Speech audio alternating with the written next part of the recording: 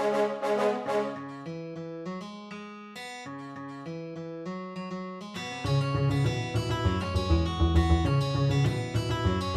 welcome to BJJ Mental Models, episode 56. I'm Steve Kwan. I'm Matt Kwan. BJJ Mental Models is your guide to a conceptual and intelligent jiu-jitsu approach. Matt, anything exciting going on? Just did a seminar at the school the other day with Jeremy Kennedy, who's a UFC veteran, PFL veteran, MMA fighter, one of the best MMA fighters in Canada, and picked up some awesome wall wrestling stuff. So that was exciting. And yeah, that funny was great. if you think you were there too. I was. And you know, this is really good and really useful for me because I've been having a lot of problems with walls recently. I don't like them. I don't like that they're big and heavy and they close me in. So, you know, it's good that I have the tools to fight back now. Yeah.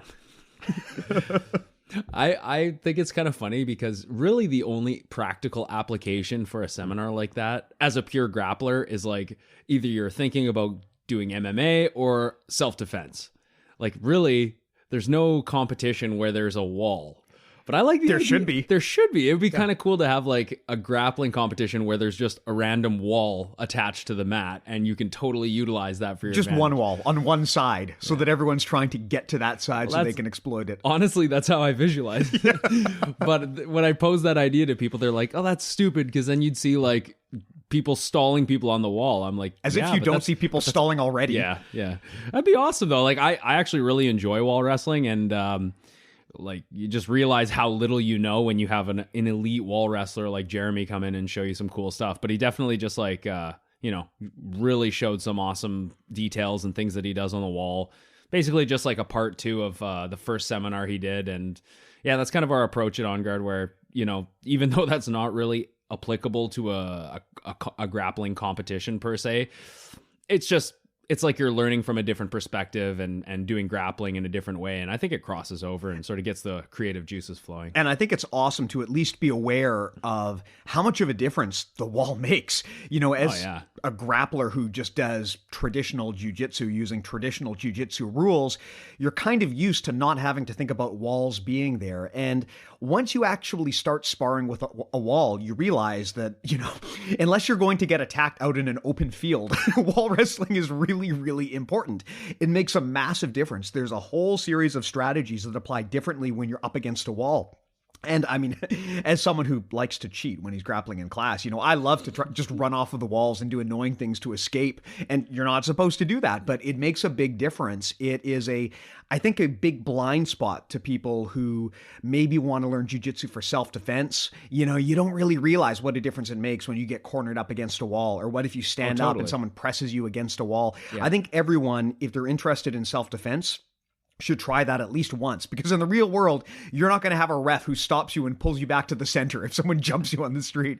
That's true. And yeah, you know, it is a lot of fun. It is literally a whole different system. Like when you train with a guy like Jeremy, who's just so advanced, like he's got a system basically laid out and so many different things he could show us. But, you know, by the end, my brain was kind of tired from just taking in all this brand new information. So it was really cool to sort of check out a different look at grappling, and I really enjoyed it. Yeah, and I really looking forward to getting into a street fight so I can use the wall.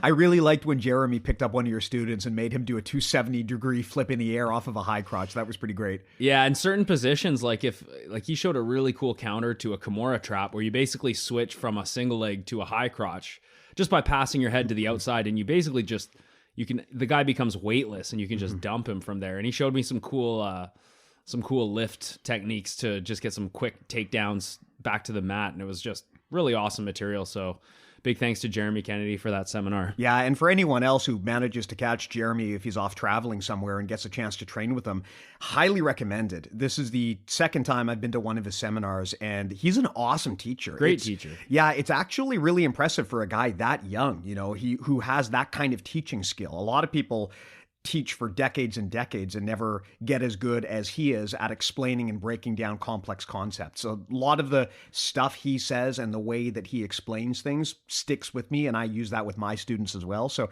definitely recommend it to drop in and check him out if you ever are in the area with Jeremy Kennedy. Yep. Cool. So today, another one of those episodes where we've got a question that I think is it's complex enough that we could probably do a whole talk off of it. So Matt and I decided that we're going to spend a whole episode answering this one question. So I'll read it out. Hey, Matt and Steve, I've trained with Rob as a guest student and am a big believer in conceptual jiu-jitsu, so I love what you guys do. Would you guys ever do an episode on promotions and or merit-based rank?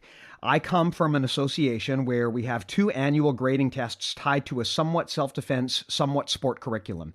I think Pedro Sauer and Gracie University affiliations do the same. I'd love to know what you think about tests for promotions versus the more traditional approach of promoting sort of whenever. Thanks. So I guess the topic today is promotions. You know, this is something that it's a big topic, actually. The more I'm thinking about it, the more I'm realizing there's many subsects of promotion topics. Like there's striping, there's belts, there's belt tests, there's adults versus kids, which is my favorite fight. Yeah. And there is no way to really break this down fully objectively. Like there is no objective measuring criteria that people can apply across the board. It is something that almost every gym does differently, which is why I think you get a lot of conflict and kind of discussion about this topic, because nobody can agree on the right way to do it and what a belt means. I mean, some places you go and the belts are really not that much of a priority. They're just kind of like a thing you do, almost like a little ritual. But other places take belts very, very seriously. And it matters a lot more, too, if you're a very competition-heavy school, because then the belt actually has consequence. I mean, if you're a casual practitioner like me, the belt really doesn't mean that much. But if you are a professional or at least very, very active competitor, then the problem you have is a promotion can dramatically change your success rate in competition. There becomes a discussion of how do I promote you fast or do which division are you going to be in? Exactly. Or do I promote you slow, right? And again, then you have an interesting problem, because if you've got a mix of competitive students versus casual students, how do you reconcile the promotion strategies for each? Yeah. Sorry, go ahead, Steve. I was just going to say that from my standpoint, there's kind of 4 different criteria that people use when it comes to deciding how to promote someone. And most places, they weigh these 4 different things at different levels. Some people really, really prioritize one over the other. So I would say, and Matt, you tell me if I'm wrong on this, that most schools, they have 4 different criteria when it comes to choosing when it's time to promote someone. Some schools are time-based, meaning really the most important criteria for them is, have you been training long enough to justify a promotion, regardless of whether or not you have a certain skill level. Another criteria is relative skill. So if I'm going to put a brown belt on you, how do you stack up compared to the other brown belts in the school? Basically, like, are you good enough at actual grappling that we justify giving you this belt? Another criteria is personal growth. Some instructors feel, well, it doesn't really matter how good you are relative to the other guy. How far have you come along on your own journey? Are you seeing the kind of growth that would justify taking you to the next level? And the last one is contribution. So some people at some places will promote based not necessarily on even how good of a grappler you are, but how much you contribute back to jiu-jitsu. So for example, a lot of people are very deserving black belts, not because they're amazing competitors, but maybe they're amazing instructors, or maybe they are very, very engaged in the community and they run a lot of tournaments. And so they give back in that way. Yeah. And at different belt levels too, these things may take different priority. I mean, regardless of what you feel about why you should promote someone, the reality is once you get to black belt, it mostly becomes about time and contribution, right? Yeah. I mean, once you're 40 degrees on the black belt just come with time. Exactly. Like once you get to 40 or 50 years old, no one really cares about whether you're able to, whether you're better than the other 5-degree black belts. It really comes down to how long have you been training and what have you given back to the community. Like my understanding, and granted I am not remotely qualified to speak on this, but my understanding is that once you start getting to black and red belt, then really what they're looking for is, what are you giving back to the art? You can't just be showing up to the gym and training and then going home and expect to get up to like black and red belt. You've got to be actively giving back to the art somehow. So at a high level, once you get old, I mean, that kind of stuff becomes the priority. But when we talk about promotions, I think we're generally talking about the journey from white to black, right? That's when most people are debating these topics. And so every gym is going to weigh things differently. I mean, I started my training at a Gracie Baja affiliate, and I would have to say honestly that really the only thing they appeared to care about was time, right? And I think a lot of that was just the function of being a school with a lot of students, more than you could really give personal care to on any individual basis. So there was kind of a check-in tracking system, and if you'd been there for 2 or 3 months, you were due for your next stripe, and it was like clockwork. Like you could come in and you could predict the exact day you were going to get promoted. Yeah, most schools with like over 200 or 300 members will do it that way. Or most schools too that are part of a big affiliation. A big affiliation. Because at some point, I mean, I'm not saying it's right or wrong, but at some point, if you've got a massive affiliation, you have to come up with some way to standardize across all of that, right? You can't have a situation where different schools are just totally off into the reeds compared to what the other schools are doing. So the reality is, like, in terms of objective ways to measure, time is really the only way to do it. So if you want to be fully objective in terms of your promotion, that's when you do time-based. I'm not saying it's right or wrong. Some schools do that, some schools don't. My school does not do that, but I also understand why you would do it. But a lot of that comes down to what a belt means to you. I mean, if for you a belt is just a signifier of time on the mat, then sure, time is a good criteria. But at a lot of schools, people do not consider time to be a good qualifier for the belt rank that you should wear. I mean, I would say, Matt, that probably Rob's main way of grading is based mostly on relative skill, right? Yeah. I mean, I would say that he's mostly concerned about whether you at a belt level match up to his expectations based on what everyone else is at that level, right? Like, I'm assuming that he would basically say, like, look, if you're going to be a brown belt, I expect you to have a certain level of skill that I would expect out of all of the other brown belts. Exactly. And even in Rob's case, it would be more on like an international stage. Like when I got my black belt, I was still under another team, and they were saying, hey, Matt, like, we're thinking about giving you your black belt. And then I went and talked to Rob because I was learning from Rob, but I wasn't officially under Rob. And he basically said, you're not ready for your black belt. And I was like, what do you mean? I know that I'm, like, in the city, one of the better guys. And he said, yeah, your guard retention is your Achilles heel right now. If you get your black belt now, like, you are a black belt in a lot of rooms, but I want you to be a black belt at the highest level on an international stage. And it was that moment that I was like, all right, I'm going with you, just because you are giving the most critical feedback that no one else is willing to give, and you're giving me like a game plan to improve. Yeah. So that kind of honest feedback, I was just like, okay, well, I can trust you that you have my best interests in mind. So when are you going to learn guard retention? Well, have you ever passed my guard? I don't think I've ever been in your guard. I don't think you've ever passed a guard. Although at the wall wrestling seminar, I was shocked at how strong you were. You know what it is? Fat. Yes, basically. I have what we call the judo body type. Very, very round and low center of gravity. It's shockingly hard to move someone with that body type. That's why I think you see all of these like little squat judo guys who can just absolutely kill you. It's because how do you take someone down with that body type, right? It's very, very challenging. I like how you broke it down in terms of the 4 kind of main criterias that people could use to give belts. And I honestly think that as a gym owner, as an instructor, that it's a mixture of the things. Like the way that I do it at my school, it's pretty I don't have like a set in stone criteria for promotions. You know, I think it really comes down to the instructor and the tone of the school. You know, if it's a family based school, it's, by that I mean recreational and not competitive at all.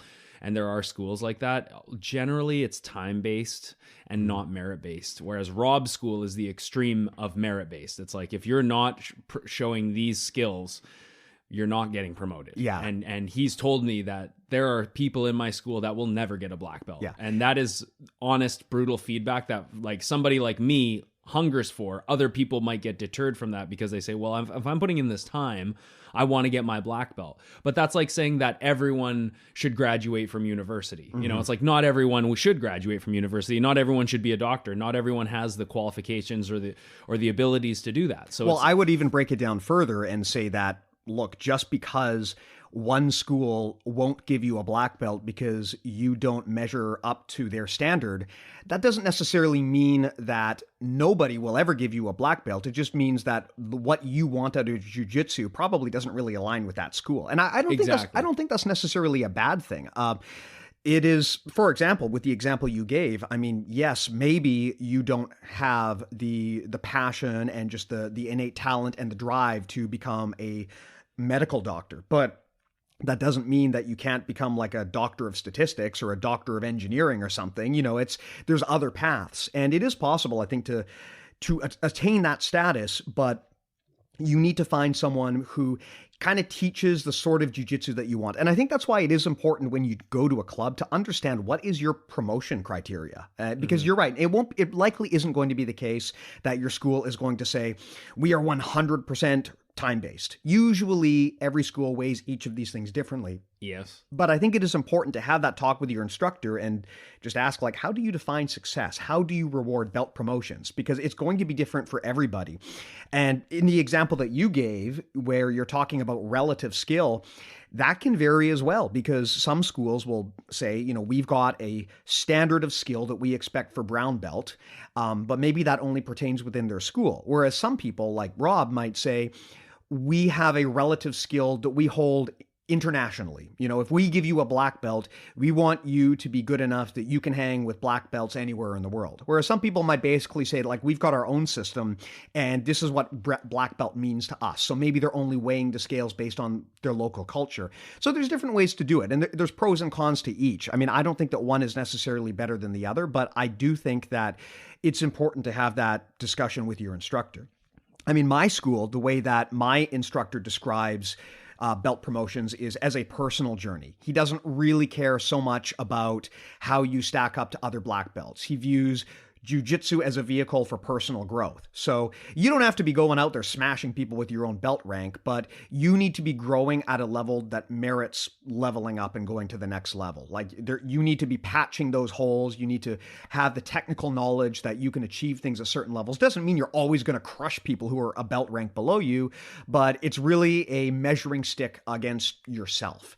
But not all schools are going to do that, right? It just really comes down to exactly what your team's individual culture is. Yeah, I think if the instructor is more about money and making his or her business the most profitable it can be, generally you're going to see promotions less merit-based and more time-based. Yeah, that is most likely the case. And if your instructor is very serious and a competitor and wants to foster a competitive atmosphere, you're probably going to see more belts and promotions given out based on abilities. I view it as a bit more of a merit-based system than time, but I do also have guys that I realize will never be elite grapplers. And like I have students, for example, that do give back to the community in different ways, whether they teach jujitsu. Like one of my guys teaches jujitsu at a high school and shares the art that way and sort of introduces kids to jujitsu. Mm-hmm. And he needs to be recognized for that, not just technical ability. I have students that they help me teach kids and stuff like that, and they give back in those ways. They still need to demonstrate a certain level of technique before I'm comfortable like putting a brown belt or even a purple belt on them. But generally speaking, I'm looking for like certain core fundamental understanding. Like obviously they need to know about alignment. That's just like, that's white belt stuff at my school. You need to learn guard retention and guard retention movements. You're not going to get a brown belt or a purple belt if you're constantly getting your guard passed or you have no idea how to dig yourself out of top pins and stuff like that. You need to have top pressure passing, things like that. And you need to be able to control the back. You gotta be able to understand the different systems that we use in the school, like for basically like Kimura system, leg lock system, back control system, and then you need to be able to join them all together. And then just as each belt progresses, you need to have a deeper understanding and obviously higher competency in each of those settings. And then in terms of like a black belt promotion, I'm very young black belt. I've never given a black belt, but I would imagine that when the day comes that I do give someone a black belt, they need to be a competent instructor. So at that point, it shifts from competency, because technically at brown belt, you should be reaching the level of mastery almost at this point, if we're going to use the term mastery, right? And then at the like you mentioned earlier, like when you become a black belt, you're essentially now a professor. You know, it's going to be more about how are you helping people in the gym? How are you sharing jiu-jitsu? Do you have are you competent in teaching someone jiu-jitsu? And not just like, you know, teaching jiu-jitsu to a universal, like in a room of people that'll apply to everyone, not just, you know, I'm 300 pounds, so I use this type of jiu-jitsu. That's not going to work for someone who's 140 pounds, right? Yeah. I think that at the black belt level, it becomes less about individual skill and more about what you're giving back to the community. My instructor always said that the difference between a brown belt and a black belt is basically negligible. Like a brown belt is basically a young black belt. And actually, realistically, like once someone gets to purple belt level, they're probably a killer at that point. You know, it's just a matter of refinement. At the highest level now, purple belts are definitely black belts in a lot of training rooms in the world. Like the level of jiu-jitsu is just getting so high now that you have purple belts that can beat black belts on any given day. And then you start to wonder, like, do the belts really mean anything? That's a good point. I mean, I don't really like the belt system at all. We've talked about this before. I think that having a belt system kind of leads into just bad behavior and focusing on the wrong thing. But I also understand that it's this ingrained part of the art. I do think, though, that once you get to black belt, the focus kind of shifts. And if you're going to give a black belt to someone, I'm kind of looking for someone who is a good ambassador to the art, right? That I think is the most important thing. If you are a like elite level brown belt, but you either can't teach or you have no interest in teaching and helping people get better, or alternately, if you're just a bad representative of the art, then I think that's like a deal breaker at getting to the next level. I mean, if you've got someone who is just like a total dick and they're making the whole jiu-jitsu community look bad, then I think that regardless of how individually good you are, it's hard to justify giving someone like that a black belt, because at that point you're basically saying, you know, you're kind of inviting these people into the fold and saying you are supposed to represent the best of us. So if you've got someone who is just, you know, just completely destroying the culture of your gym and is constantly in trouble, like I kind of feel like you have to hold people to a standard of ethics and integrity once they're going to get to the black belt level. Agree. And they also have to have an interest in improving jiu-jitsu for everyone else, right? I mean, I don't think you should be a mat bully if you're a black belt. I think that you have to be at that level more interested in giving back to the people around you than you are at just focusing on yourself. Yeah, definitely. Like the first 10 years in jiu-jitsu, which you basically coined as, you know, the journey, it's like white to black. That's kind of where you're going to see, you know, a lot of different growth. Once you get to black belt, I'm not saying you don't stop growing, because you certainly do, but things do become more about passing on knowledge, I find. Unless you are a pure competitor, which there are those out there, right? And definitely, you know, people on a personal level and how they conduct themselves on and off the mats is really important as well. Like if you're a shitty human being, first of all, you're probably going to get kicked out. You know, I probably don't want you training at my school if I don't think that you're acting ethically or you're a good person to be around. But you know, it's also true that it's possible that certain people will be held to different standards.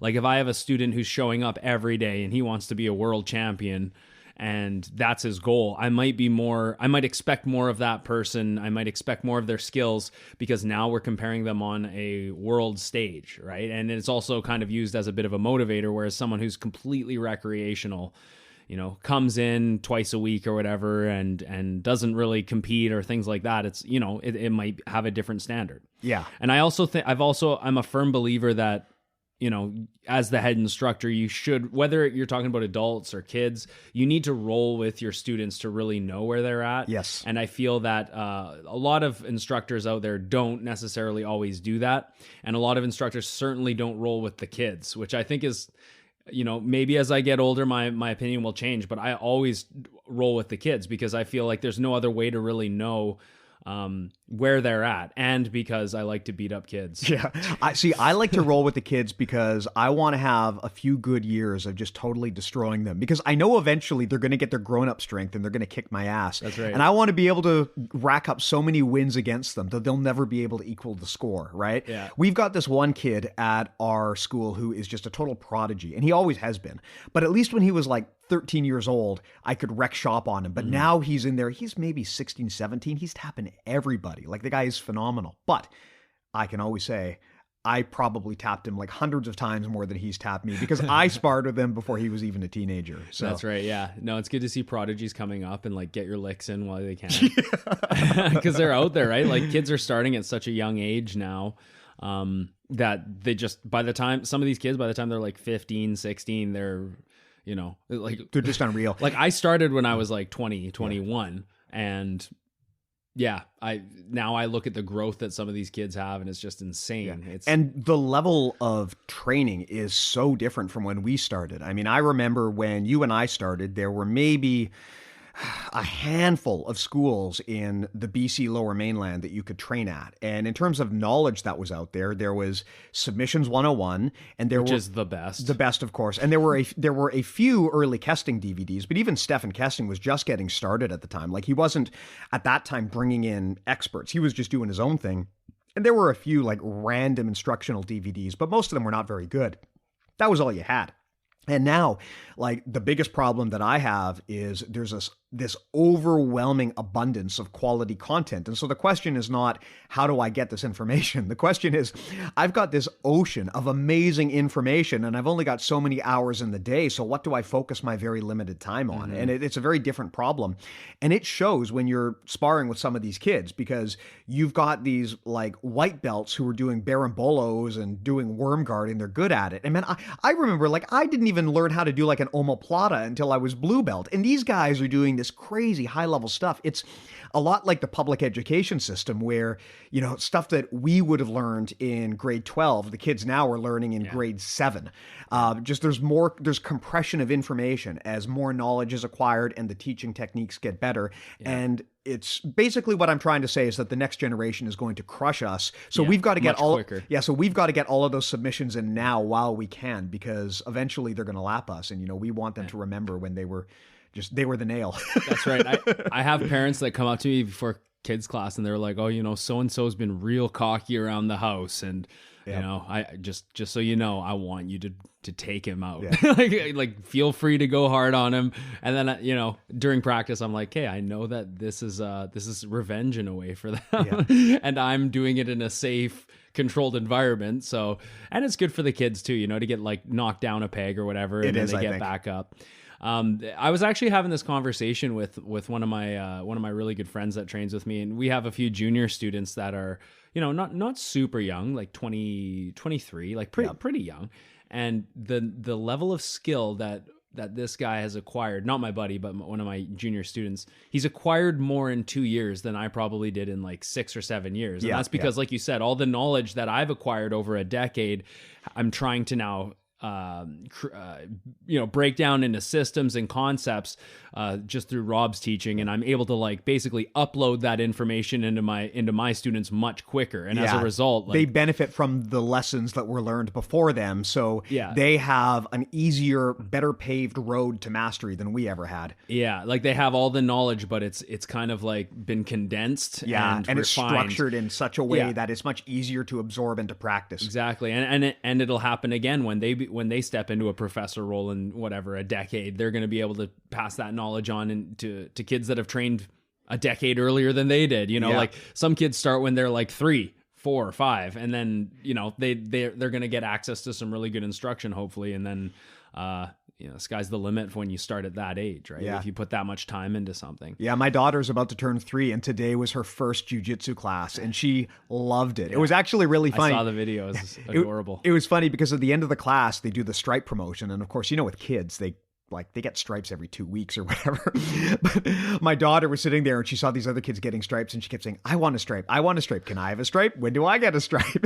So we had to explain to her, you don't get them every single day. You're not going to necessarily get one on your first class. Yeah. And that's funny you say that. Like, I don't know if people like this is actually quite a deep topic. Like we could really go on talking about kids promotions, and when I first opened a school and I realized that I would actually have to learn the IBJJF kids belt rank, I looked at it. I'm like, are you fucking kidding me? There's 4 belts for kids, and each belt has 3 subsects of belts. Yeah. So the colors are there's the white stripe and the gray, red stripe. And, white, gray, yellow, orange, green, and then the next would be blue as an adult. And each belt has 3. It's like so by the time yellow you get and to white, yellow flat, and yellow and black stripes. Yeah. So by the time you get to blue belt, you've already had like 200 promotions. Yeah, and this is where. If you're really if you have no shame as a business owner, you can really make a lot of money because $5 per stripe, baby. No, I know some businesses that charge like 40 a stripe. Yeah. Some gym owners charge like 40 a stripe, and then they're going through, like you said, like sometimes with kids, I think that system is made to keep them promoted often. Yeah. Right. And at my school, what we've done is I bought some gray and white stripes belts thinking that I was going to follow that model, but then I looked at it again. Not. Yeah, we just now, like, even though some kids have gray and white belts, I just call that a gray belt. And then we're just going to go for flat belt colors because they don't do different divisions, right? A gray belt and a gray and black belt is going to be in the same division. So I'm just like, I'm not going to buy all these different belts all the time and be giving kids new belts. Like, there's something to be said about wanting something, and having to work for something. So this is actually my biggest problem with the belt system as a whole, but it is especially pronounced with the kids belt system. I mean, if you follow the IBJJF kids promotion system, like kids are getting promotions every 1 or 2 weeks. It's ridiculous. And because you stripe each subsect of color. It's like, so each belt has, here, let me just do my math in my head. That would be 12 stripes possibly. It's a lot. Like, it's crazy. That's a lot. And then you have 4 belts, not including the white belt. Yeah. Right? So it's like, that's tons of promotions. And if you're a businessman and you're just like, oh, I'm just going to charge the parent every time they're going to have to do a belt test and stripe testing, it's like, you're talking about tons of money here. Yeah. Well, even putting aside charging, even assuming that you just give those stripes to people for free, I still don't like the model. And the reason why is because the reason we have so many stripes for kids is because there's this understanding that holding a kid's attention is very, very difficult, and they want constant gratification, and they're not going to be interested, and they're not going to stay interested unless they're getting promotions and basically all the time. And my question is that really the lesson that you want to be teaching kids? Like, do you really want to be encouraging them to seek this instant gratification? That's exactly it. Yeah. It's like participation trophies. Basically. At least with the participation trophy, you tried and you did something. I mean, if you're just giving people stripes every second or third class, that's just distracting them. That's just shiny objects. They have, like, there's really no reason to do that. It's not measuring anything, and it's not instilling the notion that you need to work hard now to see reward later. That's right. And even for the adult system, I don't like it because people start hunting stripes and they start hunting belts, and they're focusing on the wrong thing. I mean, if you are like a wrestlers, you don't have like belted wrestlers. It's just there's no promotion. Yeah, you go in and it's like you learn and you're good or you're not, right? You go in, you practice, and you care about getting better. Exactly. I think that the whole belt and stripe thing encourages this constant hedonic treadmill of trying to seek the next promotion, and you're so focused on that so that you can have that cool belt and have people think you're a badass. You're so focused on that you're not actually focused on what really matters, which is learning and growing as a human being. I personally like the old way of just not having any belts at all. You know, everyone wears a white belt except for the instructor. I love that idea. I think that the really putting any sort of mythical power into the belt is a bad thing. I don't like the belt system because I think it encourages people to obsess over the belt system. There is what is it called? There's a law called Goodhart's Law. And basically it says that any objective metric that you try to set up to measure something, as soon as you start focusing on it, it ceases to become a good way to measure something. You see this a lot in companies where, like, if you try to set up some sort of metric that you want to measure everyone on, then everyone's just going to start gaming that metric and caring about that metric. And before you know it, you're not going to be measuring anything useful. A good example of this, I think it was in India, they introduced a bounty for snake hunters. Basically, they wanted to cut down on like the snake population population. I may be totally butchering this, so forgive me if I'm wrong. But basically, they wanted to cut down on the snake population, so they decided, well, we'll pay people X whatever every time they bring us like a dead snake. So basically, they're trying to cut down on the population. They start breeding snakes? Exactly. That's exactly what happened. These people just started breeding snakes so that they could bring in dead ones and collect the bounty. And it's like, okay, you created this metric at thinking you were going to solve a problem, but you made it worse because now instead of focusing on solving the problem, people focused on jacking up the metric. Well, it's pretty obvious that India should just introduce Whacking Day. Yeah, definitely. Which is my favorite holiday. Which would be a far better way of cutting down on snakes than actually paying people for snakes. But I do love the sexy slither of a lady snake. Hey, I got a question for you. Have you watched The Simpsons in the last 10, 15 years? No. Yeah, because I don't even know if it's bad anymore. It's on Disney Plus if you're evil enough to have that's Disney right, Plus, because it's... which I am, because I have children. I know. I like to indoctrinate them with Disney movies. But there is Simpsons on there, and yeah, I mean, the first like 12, 14 seasons are amazing. And then after that, it's just like, I just lost interest. Well, you know what the thing is? The first few seasons were just amazing. And then the next many years of it were just not good. At this point, I don't even know if it's good or bad anymore because I don't know anyone who's watched The Simpsons in the last 10 years. It might be amazing again. I have no clue. Like when I was a kid, Simpsons was the best show. Even like 10 years ago, I was like, Simpsons is the best like comedy, especially cartoon show that has ever been made. Now it's like you talk to a kid about Simpsons, they're like, oh yeah, that show. Well, that's whatever. It's just it's not even like anything to them. It's just gone on for so long. They should have cut it down in its prime, but they're all about the money, right? Yeah. Well, it's like Rob said when we were talking about The Simpsons with him. The Simpsons had an amazing glory period, but as a whole, it's not a great show because it's been bad more than it's been good over the 30-plus year history. Yeah. Yep. Glory hole period. Yeah. My favorite things. Well, this is actually, it kind of ties into jiu-jitsu as well because I have a question for you. There are some students who are just old, right? Not everyone starts jiu-jitsu when they're 20 or 15. Some people start when they're 40 or 50. Yeah. How do you measure someone at that level? Can you really fairly do it? Like, is it really fair to say to someone, you'll never get to black belt because you'll just never be that good when a lot of it is just age? No, it's not fair. Like if you have someone who joins when they're 40 and they really love it and they try really hard and they do make great improvements, but they might not be like...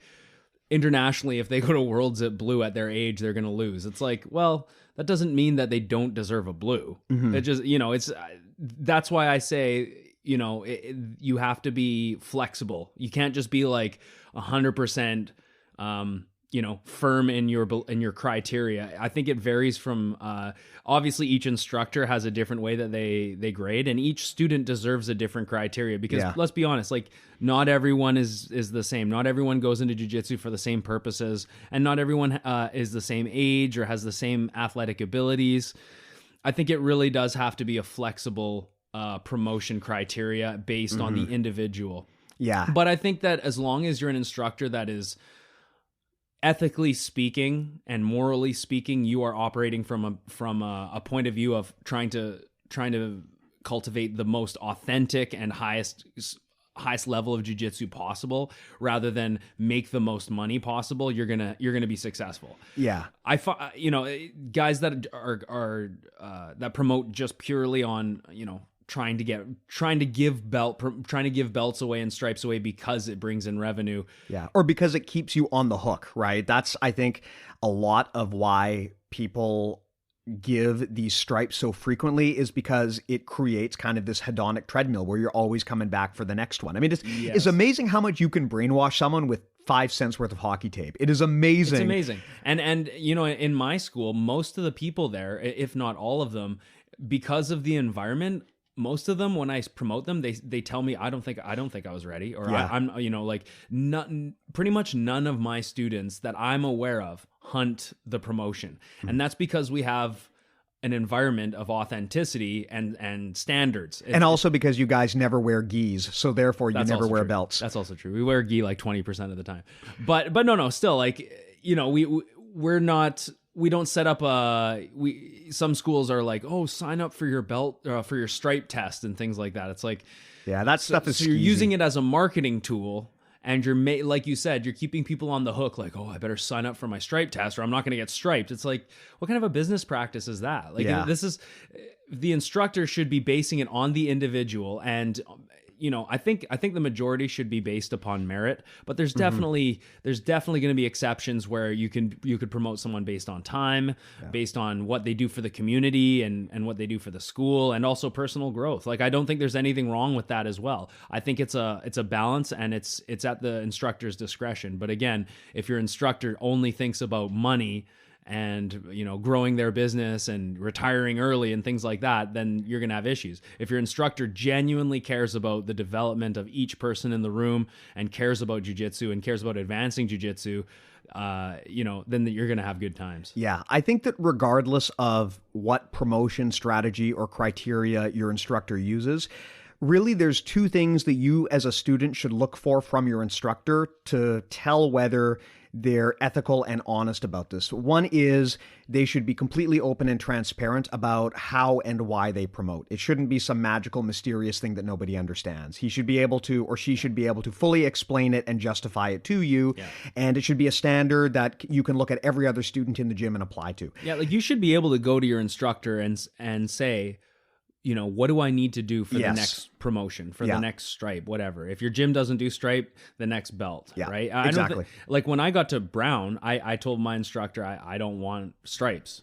I want to go into tournaments without people knowing like how a lot long of people do that. I mean, I've trained at schools where they'll stripe you right up until brown, and then they just give you a brown belt and you wear it for a few years, and then they give you the black. There's no stripes. A lot of people have done that, and I wonder if it's a combination of giving competitive advantage, but possibly, but also it could just be a psychological thing, like to wean you off of this addictive need for stripes. Yeah. But I would say another thing that's very important, in addition to just your instructor being honest and open with you about the promotion strategy and criteria, the other thing that's important is they take the time to evaluate you personally and come up with a strategy that works for you personally. If your instructor doesn't even know you exist, and the only reason you're getting promoted is because the punch card system says it's time to get promoted, that's not really the greatest. I mean, it doesn't mean you'll never... It doesn't offer a plan of improvement. Exactly. It doesn't mean you'll never get better, and it doesn't mean that your instructor doesn't care about you, but it just means that you're probably not maximizing the value that you could get out of instruction because you're not getting that kind of custom-tailored attention. At every good gym I've ever been to, regardless of how or why they promote or what the affiliation is, if it's a good gym, the instructor will directly pay attention to you, and they'll know your game, they'll know your holes and your weaknesses, and they'll know what you have to do to get to the next level, and they'll know how they're going to measure you getting there. That was actually one of the reasons why I stuck with the gym that I'm at now for so long, was because my instructor was paying tons of attention. Like, he could sit down and explain to me exactly where my holes are and what to work on and what was going to get me to the next level. Whereas he knew your holes already. Yeah, my holes were like an open book to him. But at my previous school, like, I don't even think they knew my last name. Like, I was just a number in the attendance system. Yeah. So, and it's funny with kids, kids a lot of the time will ask you about the next stripe, but they're not asking like, what do I need to do to improve? They just say, do I get a stripe today? And like, it happens all the time. And I don't necessarily, well, I can't say that I don't deter it, because sometimes kids ask so often, you're like, okay, this is getting annoying. Like, that is one thing you have to bear in mind, is that for kids, a month is like a lifetime. Whereas for adults, we've just got so much context. We've been around for so long that a month can pass in the blink of an eye. So for a kid, really 2 weeks feels like forever. Yeah. And I think like one of the best things you can do during promotions with kids is let certain kids not get promoted and let them see other kids get promoted. Yeah. And what that does is it really does create a change because it motivates them, right? So it's the opposite of over promotion, which you think will motivate kids. But really, like you said, all it does is basically hooks them up to that drip. And they just need that drip over and over. I need to get my new stripe. I need to get my new stripe. Mm-hmm. Whereas if you're more frugal with your stripes and you let them see other kids that are getting promoted, it's a much more genuine motivational tool, I think, as an instructor. You ever heard of the marshmallow test? No, trying to think of a joke. I missed it. No. Okay, too bad. So a long time ago, there was a very famous psychological study that was done on children, because this was like back in the 60s or 50s, where I guess it was okay to experiment on kids. Anyway, basically what they did was they sat a bunch of kids down in the room, put some marshmallows in front of them, and basically said, oh yes, I know about this. Yeah, yes. Basically they were trying to test their willpower. Yeah. Like, can you put off instant gratification? You know, you can either have this marshmallow now, or if you wait for however 5 long, minutes or something, yeah, you can have two marshmallows. Yeah. And what they found was that the kids who could control their impulses and force themselves to wait, just by measuring this marshmallow test, they could dramatically predict who was going to be successful in life later. Because it turns out the ability to delay instant gratification is one of the most important things you can teach children. So as an instructor, you got to keep that in mind. I mean, I know that kids get freaky and they cry and they whine, and it's hard to hold back, it's hard to hold back a kid and not give them what they want. As a parent, it's hard. It is emotionally hard to not just give in and give your kid what they want, because you want your kid to be happy. But long term, the best thing you can do is teach them delayed gratification. Teach them to wait now so that they can have more later, or so that they can grow more over the long term and get more later. Learning how to defer instant gratification basically is like one of the ways that you teach someone strategy. You're teaching them put off the quick win now so that you can get the bigger win later. And that is so crucial. So sometimes you got to sit down with little Johnny and be like, look, Johnny, I mean, your De La Riva is shit, so I'm not giving you a stripe. Yeah, no, it's so true. And I think, honestly, as we progress in society, you might not want to tell him that his De La Riva is shit. A lot of parents get mad if you swear in front of their kids. Yeah, well, maybe he needs to hear it. Maybe he needs to do more worm guard. I don't know what he's doing with De La Riva. He should be learning worm guard. He should be learning worm guard. But no, it's true. And like, it's funny, like we could discuss, we could segue into a new topic about how, like, society nowadays, we got to be so goddamn comfortable, and we need that instant gratification. Like, I feel like people can't hear honest feedback anymore, or if they have to wait for something, or we're getting used to giving stuff without earning it, and especially indoctrinating kids with like participation medals and things like that. Like, it has the opposite effect. Like, we're so goddamn comfortable as a society. We demand comfort, and we demand instant gratification, and we're furious when we can't get it. Yeah, like everything has to be so easy. Think about convenience. Things in our life that are convenient compared to like 100 years ago. Things that people had to go to 100 years ago. Think of 10 years ago. Do you remember when like you needed to get directions to go somewhere, and it took like 60 minutes of just planning to be like, okay, I got to find a map, and I got to draw out the route, and I got to figure out the landmarks. Or like before you could actually text someone, and you don't have that instant communication with someone. Yeah. It's like, and I think as a result, with all of this instant gratification and stuff like that, it really has a negative effect, because we're learning less. We have more information, but we're learning less. We're not challenged to the same extent. We're definitely not challenged, and I think we're softer as a society, and yeah, I just feel like people are honestly stupider, stupider, and are less happy too. I think they're I think definitely. I mean, granted, I don't have a statistical study in front of me, but it really feels like people are less happy. I think the thing is, I wouldn't say they're stupider, but I'd say that they're less inclined to self-improve and to make the hard decisions they need to do and to try to improve. They're smart, but they're like intellectually lazy, if that makes sense. Like, I feel like struggle brings mental toughness. It brings character, right? If your life is so comfortable, you're going to nitpick at the things that you wish were easier, and nothing's ever good enough, and this is so inconvenient, when it's like motherfucker, like my grandma probably had to like wash clothes by hand. We have like washing machines. You throw all this laundry and it comes out clean. It's like, and then you can go do other stuff. So it's like the more things that we try to accomplish, it's like the more time we have to accomplish things, the more busier our day gets, and the more pissed off we get because we feel more busy. Like our ancestors had to go out and milk cows and come back, and like that took hours. Or they had to go like do laundry, that took hours. Then they had to hang it, you know, and like you really didn't put that shirt in the wash unless it was fucking dirty. Nowadays I wear a shirt once, I'm like, okay, I'm just gonna throw it in the washing machine. There's no dirt on it, and it doesn't smell, but I'm still gonna wash it anyway. Exactly. It's so true. Like and I really feel like and this is actually something that what's his name? Is it Russell Bertrand? Russell Bertrand is he's a brilliant guy. I believe he said that... Wait, not Russell. What the hell is his name? You're talking about the scruffy guy who dated Katy Perry, right? Russell Brand? That's Russell Brand. Okay, wrong guy. Bertrand Russell, I believe, is his name. He was a guy. I was hoping we would talk about Russell Brand. I could totally be butchering this. I've been listening to Dan Carlin's Hardcore History, but I haven't. It's been literally a year since I've studied World War I. But basically, he was, I believe, an English politician or possibly philosopher, and he basically just said that like war is like peace, the idea of peace is not even a virtuous goal. Like it's not war brings out the best in man. Even though it's horrible, war and times of struggle creates tough men, tough societies, and builds character. Whereas if society gets too soft and you're in peacetime for too long, then all of a sudden things become very much different, very much based around how can everything be comfortable, how can everything be safe, and as a result, people generally become softer and not as they can't handle challenges. They're not as good, not as well versed in adversity.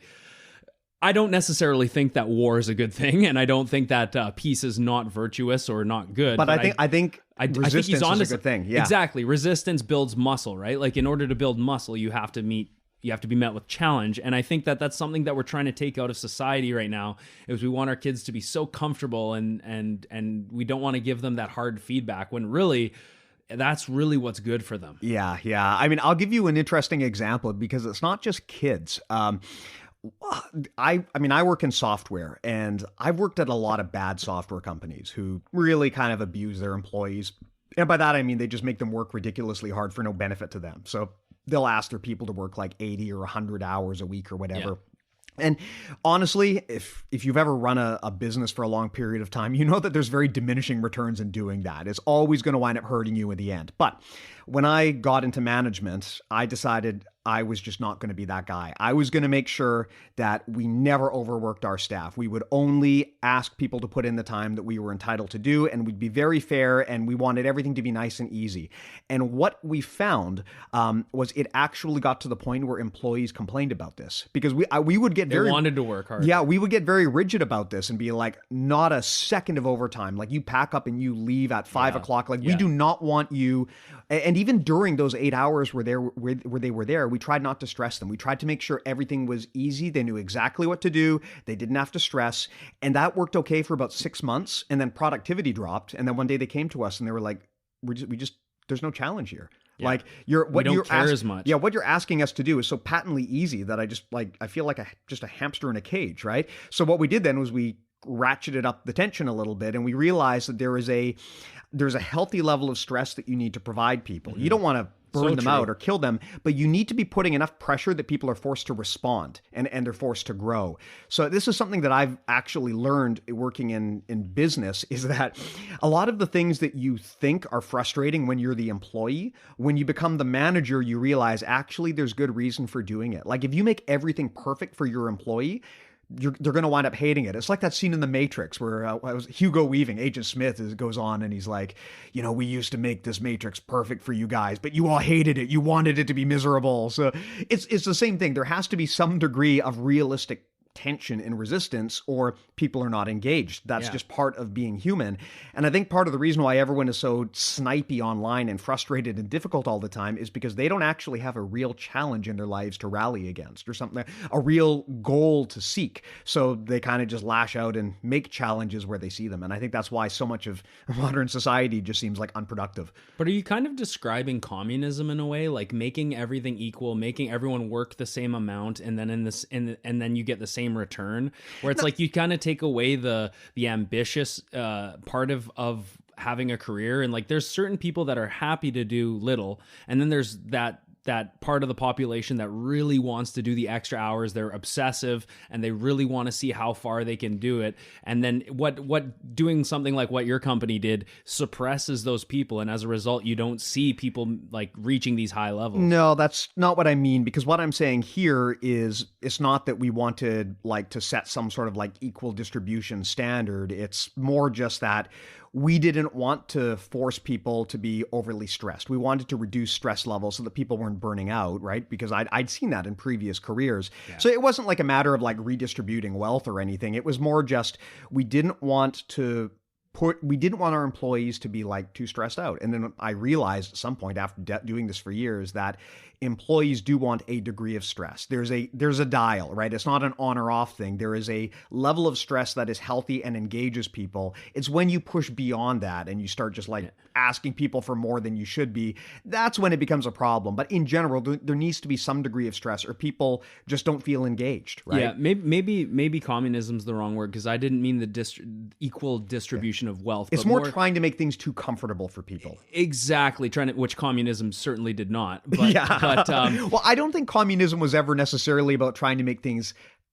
I mean, granted, I'm not a political scientist, but communism, I think, was more about like fairness, right? Like everyone is entitled to the same share of whatever. But I think like it sounds like you want everyone to have an equal share of stress, which is limited. Well, we didn't want to. My strategy was I didn't want to unduly ask people for more than, as a manager, I felt I was entitled to ask to, which is a principle I still adhere to, right? Like I don't have any right to ask someone to work 80 hours a week. But for the time they do spend with us, what I do need to do is provide realistic challenges that help this person grow. Because if you give someone just this incredibly comfortable utopian environment and the job is super easy and there's no challenge, they're going to quit. Like, it doesn't matter how much fun it is. It doesn't matter how much you pay them.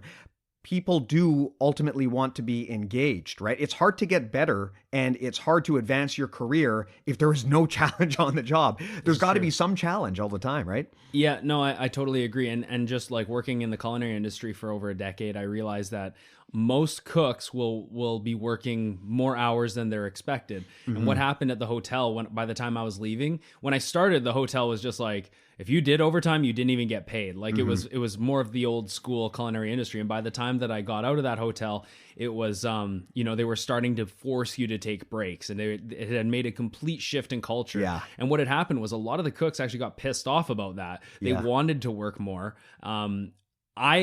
I kind of felt that it was good to take breaks because I was kind of sick of standing on my feet for 9 hours a day. But I can totally see how being stressed out and being under pressure actually brings out the best in not only people as workers, but us as a society and the accomplishments we make. When I quit cooking and made the full switch to having a gym, I realized that I had tons of time on my hands, right? Mm-hmm. And honestly, it took me about a year of just enjoying that free time before I felt motivated to like really step things up, because I had worked so many hours every day for years. And then I was kind of in with like, I don't think withdrawal is the right term, but when I quit my job, I was just like, hey, I'm content staying home and just chilling, But then after about a year of that, you start being like, oh man, like I have so much free time now. I need to actually take it upon myself to challenge myself, right? So now it's like, it gives me more time to be a better father. It gives me more time to clean up around the house and to try and learn things and study philosophy and things like that. So you really will have like for some people, if your life is really comfortable, there's very few of us that have like a super comfortable life, but you'll have to like take it upon yourself to find challenges if you're not going to a job that's stressing you out, right? Yeah, it was a big game changer for me when I realized that stress is not inherently bad. Too much stress is bad, but there is such a thing as a healthy level of stress, and you don't want to deprive people of that. You want to give people that kind of challenge because that's how you grow. That's how you stay engaged. If you don't give that to them, they're going to find a way to stress in some other way, and it may not be that productive. Very true. Yeah. And that's why I think with, when you're teaching both kids and adults, you don't want to create this culture of instant gratification around promotions. I mean, for all of the times that we shit on Helio Gracie, I do agree with the general philosophy that, look, you shouldn't really have complex belt ranking systems in your gym. I think jiu-jitsu would be a lot better if we didn't have the belt system, but the reality is we do. And so the question is, within that structure that we have, how do we make sure that people are focusing on the right thing?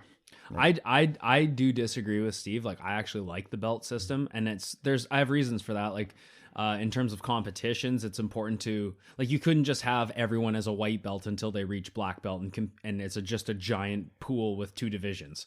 Like, it doesn't make any sense to me. There has to be some way to segregate competition one way or the other. It just isn't feasible to run it otherwise. And because jiu-jitsu is so complex that there literally is so many levels that you do kind of need to break it up in a way. Now, I do think that there's legitimate criticisms for the belts. Like, for instance, you know, if you call yourself like a blue belt world champion, you know, yeah, you won worlds at blue, but like, you know, in judo, I don't know if well, maybe there is national levels for lower belts. I'm not sure, but really in judo, you only see black belts being showcased as, you know, champions, Olympic champions. It's more about having a black belt. If you don't have a black belt in judo, it's like, oh, you haven't really reached the level that you should be competing at. Whereas in jiu-jitsu, it's like you could win blue belt worlds and just, you know, call yourself world champion on social, but you're actually a blue belt world champion. Like, well, to be fair, it is a lot quicker to get a black belt in judo than it is in jiu-jitsu. Like the way that the belt ranking system works in judo, getting a black belt only takes a few years, but then getting the degrees on the belt is what takes a long, long time. So, I mean, you could argue that some jiu-jitsu blue belts have been training as long as some judo black belts, right? So there's something to be said about that. But on the other hand, you're right that there would be some degree of segregation for tournaments anyway. It's just required. I think you would probably, if there were no belts, you would wind up with a situation similar to what wrestling does, where you've got like Division 1 and Division 2. I mean, that would wind up happening one way or the other, because it just isn't organizationally feasible to throw everybody into one big pool and just see who survives. As awesome as that would be, like I would love to see a 200-person bracket tournament of all skill levels, just because then I get to see a bunch of white belt, like, well, they'd all be white belts, I guess, but see a bunch of newbies just get destroyed. That would be entertaining to me. But another thing, it's like, how many people recreationally wrestle? Like, that is true. Like, not a whole. I just don't see it as much, especially when we're talking about competition. It's like, if you're competing in wrestling, you're a fucking beast. You're not a recreational guy. Well, let's be honest. Just because wrestling is actually hard. yeah, exactly. Wrestling actually requires work. But in jiu-jitsu, it's like you have these different belts. Now you allow recreational guys to get into competitions at a lower level and still compete and like have fun. So some people shit on that aspect of jiu-jitsu. Oh, it's not as legitimate, but it's like, well, you know, if I'm starting a martial art like jiu-jitsu and I'm 40 and I'm a white belt, it's like, I want to play, maybe I want to try a competition. I want a place that I can go to. I don't want to go in with like, you know, all these animals that are way younger than me or way more athletic than me. I want to be able to go into a division that's relative to my skill, and I still want to, you know, even though it on an international level, it's like it's not a huge accomplishment, but on a personal level, it could be a huge accomplishment to go out there and do that. So it's like, you know, there is a place for having belts in competition. It's when that the belt system gets hijacked by someone through greed or for trying to make money, as opposed to trying to show someone that they can grow individually. That's when it gets to be an issue. Now, that said, if anyone out there wants to wire me $1,000, I will give you a brown belt. No questions asked. But I'm being open and transparent about it, so it's okay. Yeah, exactly. Yeah, you're grappling. And what do you think about like belt tests? We haven't really talked about like testing. That's a good question. I think there is tremendous value in having quality one-on-one time with your instructor to work out any kinks before you get to the next level. Where I think it is a problem is when you get charged for it, because then it is, even if your instructor is technically giving you 1 or 2 hours of their time, and that is effectively like a private, I understand why they would want to charge you for it, but I think forcing someone to pay for a private is kind of skeezy. Yes. I think that's why I don't like it. Like, I think that the actual nature of the belt test, in theory, it's great. I love the idea of your instructor sitting down and giving you one-on-one time and patching up any of those holes before they promote you. What I don't like is when they charge you for that and you have no recourse. Right. Yeah. I actually had an instructor one time tell me that I needed a belt test, and they wanted to charge me, and I said, nope, I will stay at this belt level forever because I'm not paying you. And I think that's fair. Like, it's kind of a moral dilemma, because I agree. I don't do belt tests at my school. I'm not saying that I never will. But I do think that it is good to spend that one-on-one time with your students and to be able to help them patch up any holes or whatever, like you say. That being said, just as I don't want to say as a businessman, but just in terms of what I believe my services are worth, I do believe I would be entitled to get pay. Yes. But I don't believe I'm entitled to force someone to do a belt test if they against their will. Like, exactly. They shouldn't have to comply to that in order to get the next level. Yeah. So it's almost like the only fair way to do it would be to be like an optional belt test. Mm-hmm. But then then you could say that your standards are changing for certain people. Like, what are the chances that someone's going to be like, yes, I'd like to pay you $70 to do a belt test? It's like, well, no, most people are cheap. And let's be honest. It's a lot of money to ask, right? It's a lot of money to ask, but also an hour or 2 hours is a lot of time to ask out of somebody. Exactly. Especially, and if everyone's going to go through that, it's like, you can't be giving away free hours. Like, especially that's a bad precedent to start. So it's like, it's really tricky. If you look at it from all angles, it becomes very difficult. Yeah. But one thing I think we agree upon, and that's that if making belt tests, charging for belt tests and making it obligatory, that is not moral. That's not ethical, and it's not fair for you as the instructor to not get anything out of it. Exactly. Right? Like, that's not fair as well. So there has to be some sort of a common ground. And that my common ground at my school right now is I basically make an effort to roll with everyone, and I give them immediate feedback, and then when I feel like they're ready, they'll get they'll get striped or they get belted. Yeah, but my offer stands. If anyone wants to wire me $1,000, you can skip the line. All of this stuff that we talked about doesn't apply to you. I'll mail you your brown belt. I'll even make a handwritten certificate for you. It'll be very, very legit and above board. And I'm sure the IBJJF we might as well the Gracies do it. So it's, you can reach your black belt if you just watch the internet. So. Yeah. Okay, well, I think that was a good talk. Is there anything else that you want to add on the notion of belt tests and promotions, Matt? Not really, although I feel like we still, could talk about this more. And if you guys have more questions about, if you want us to discuss about promotions or individual experiences that you've had getting promoted or different schools you've trained at, like, we'd love to hear about it. I would love to hear just individual promotion stories, because I know this is a sensitive area for a lot of people. And actually, when you hear stories of people falling out with their instructor or their school, a lot of the time it involves a promotion or an affiliation or something like that. So we get a lot of great value out of the questions that you guys ask, like the one that kicked off this episode. It gives us a lot of good ideas as to what we should cover in future episodes. So if there's anything in particular that you want us to talk about on the topic of promotions or affiliations or belt tests or stripes, please do write in and let us know. It's very valuable feedback to us, and hopefully this has been valuable to you as well. Unless it's Hoist Gracie, no, I don't want to fight you in a cage or on the street. I will not fight you in a cage. I will not fight you in a rage. I do not eat green eggs and ham. I've been reading that book to my daughter. So yeah. I actually would fight Hoist Gracie. I don't care. I don't want to get kicked in the balls, which is the reason I wouldn't fight Hoist Gracie. I better not fight Hoist Gracie. But Hoist does have an open invitation to this podcast. Do you think Hoist knows what a podcast is? All right, that's enough of that. If you guys want more of this, of course, you can always go to bjjmentalmodels.com. That's where we've got our online database, and it's also the jumping point to all of the other stuff that we offer. If you want to get more content via email, go to bjjmentalmodels.com/join. If you want to pick up our merch, we've got Gee's patches, and we've got shirts. Sorry, Gee patches, and we've got shirts. You can pick them up at bjjmentalmodels.com/store.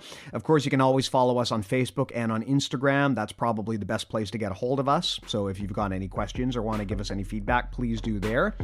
Matt, I think that was a good chat. Anything else you want to close with? No, all good. That was fun. Awesome. Thanks, guys.